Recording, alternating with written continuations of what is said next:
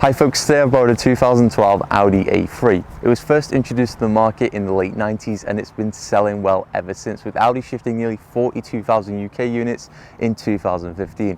Although that number has kind of halved now due to all the economic conditions and shortages.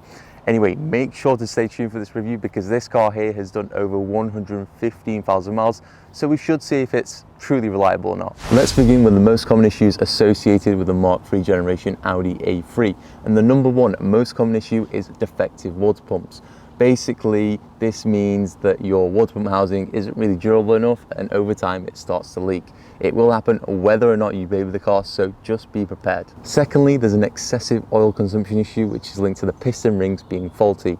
Now you can find this out really easily because your car will start telling you that your oil level is really low way before it's due for a service, and luckily this only relates to the 2-litre engines, of which this isn't. Last but not least is the passenger airbag recall on these cars. Important to note, this only affected cars in between the years 2015 and 2020, and it was because the internal pressure randomly would just get too high and the airbag would just rupture, spraying metal shards everywhere. Now I'm sure most cars have had this fixed, but double check, make sure, because the last thing you want is your passenger having to bring a pillow everywhere you go. Given this is my brother's car, I've been around it for a good half year and I haven't noticed any of the issues I've mentioned, but the clutch does seem to be on its way out. It's extremely heavy and it's a bit of a workout pushing it in.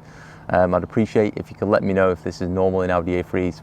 I don't think it is. The model variant that I'm reviewing today is a 2012 Sport TFSI with the 1.4 litre petrol engine, producing 121 brake horsepower and 148 pounds-foot of torque. 0 to 60 times are around 9.2 seconds and it tops out at 126 miles per hour. Running costs are nice and cheap as well. Road tax is £30 for the year because it emits 120 grams per kilometre of CO2, and insurance, it's not in higher group, so that shouldn't be astronomical at all. Everyone admits there's a huge stereotype surrounding Audi drivers. There's the one that's constantly up your arse flashing the lights. There's the one that parks across two bays for absolutely no reason. And finally, there's the one that drives half the speed limit on a clear stretch of road. This one's usually a pensioner. My brother's car did come with modifications when he bought it. So for example, these headlights and tail lights are the upgraded S-Line lights. There's a Ram air filter on the bonnet, and he's added a eBay rear diffuser, which has literally no function, but looks good anyway. As for boot space in this car, you get about 380 litres with the rear seats up. I always find that quite difficult, and 1,100 litres of space with the rear seats down. There is a 60-40 split with the rear seats, and conveniently there is a wide opening and a low level boot, so you can lug in items when you need to. And then moving across over into the rear seats, and even though it's a 3-door hatchback, I'm actually quite comfortable in the back of it. There's actually quite a lot of space. Bizarrely though, as for storage, there's some storage in the centre down here, and there's cup holders either side. I would say your rear seat passengers could stand a good 3 hours in the back of it without having to complain. Next up, the interior of the Audi A3. It's got this wonderful wraparound effect and a mass sense of space that many of its rivals can't seem to match. I can see that Audi were quite forward thinking with this interior and all the ergonomics of how everything works. It's actually kind of cool to see. 2012 was also an era for Audi when they didn't charge you for every single option, because this car got voice activation, multi-function steering wheel, aircon and a media system, all the standard features. Additionally, I love the fact that you get LED interior lights in this car. It's an easy option for manufacturers to cheap out on, but proud Audi haven't in their A3 models. In fact, you even get white light up rings around the cup holders, and I wish every single car had that. In the digital screen within the instrument cluster, there's an option called Efficiency Program. Now this gives you analysis on your energy consumption and tips, but one of those tips is a coloured dot.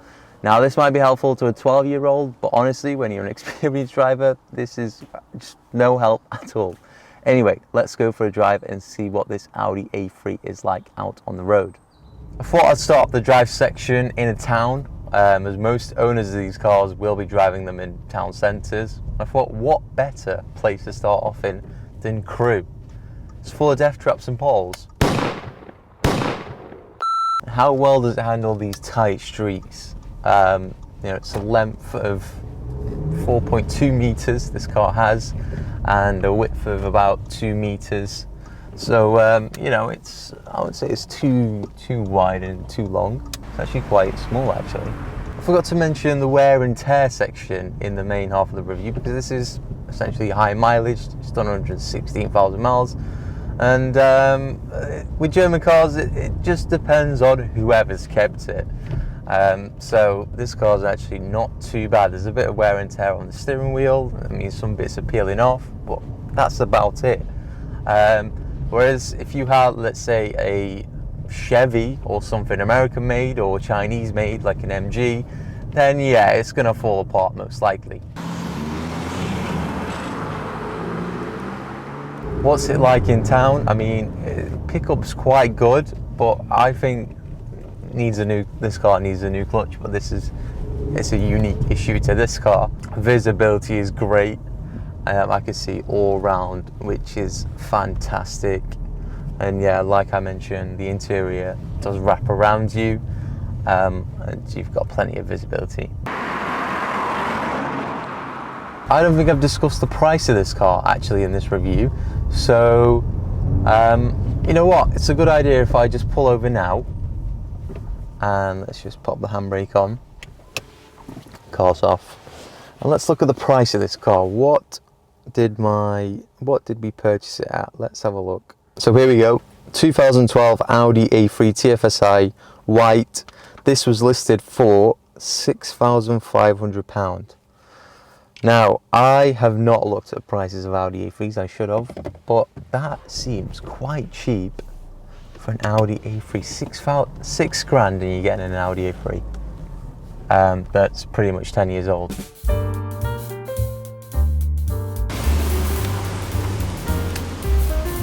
So ladies and gentlemen, picture the scene. You are arriving to work in the city and you need to park in a underground or multi-story car park, or you need to do some shopping, whatever. So let's see what it's like in an underground car park, in a congested underground car park even. Question is, can it fit through this tight gap?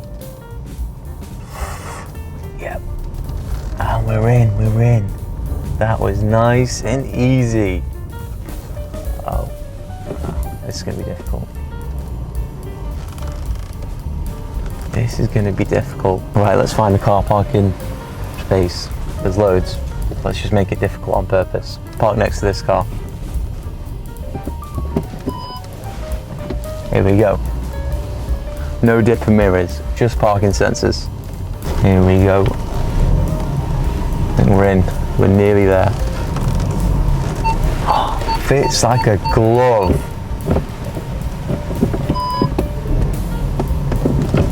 That's it, done. Hey, very impressed. There's this unbreakable platform associated with this Audi A3. It's just set up so softly and presents itself like it's something more luxurious and something larger, when in fact, you know, that could be a good thing, but there's a massive catch with that because it doesn't make it any exciting at all. It's as exciting as Susan Boyle's performance on X Factor. And for me to explain a little bit more, we need to hit some country roads. So, catch up with you in a sec.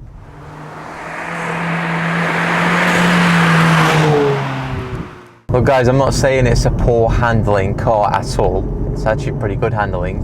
It just lacks character and there isn't much excitement to it at all. I think the problem is that it just does everything too well. And yeah, you can't gel. It's a car you just can't gel with.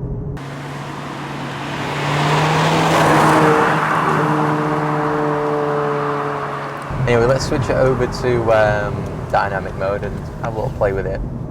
So let's put our foot down. Nice on speed limit.